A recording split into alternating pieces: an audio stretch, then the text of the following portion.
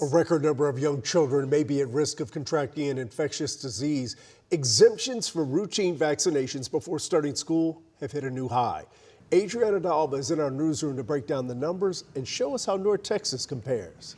And Chris, local leaders are concerned about how things are trending right now. They're looking at Dallas ISD in particular. That's where a record number of kindergartners are starting school without routine vaccines.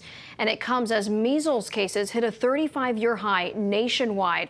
It's a trend happening across the country. CDC data shows in the 25-26 school year, the national vaccine exemption rate hit a record for the fourth year in a row, and most exemptions are for non-medical reasons. Exemptions rose in 41 states and Washington, D.C.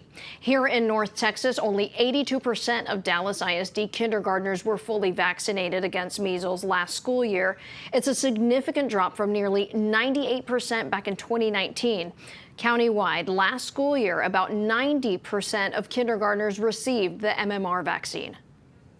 Absolutely, that's a concern. I mean, we've seen the last 2 years now record numbers of measles cases that we haven't seen in like 30 years. This year has already surpassed the number that we saw last year. Meanwhile, President Trump has signed an executive order changing the nation's childhood immunization schedule. What it does is it reduces the number of routinely recommended childhood vaccines and recommends splitting the combination MMR vaccine into separate individual shots, which aren't currently available. Well, now health officials are speaking out on this latest order.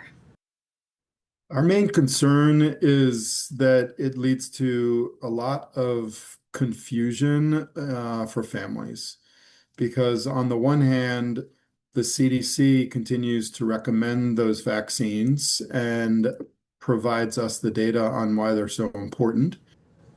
And health officials are warning that even small drops in vaccination rates can lead to more outbreaks. But they say the best thing you can do is just check with your child's pediatrician for their recommendations. For now, I'm live in the newsroom. Adriana D'Alba.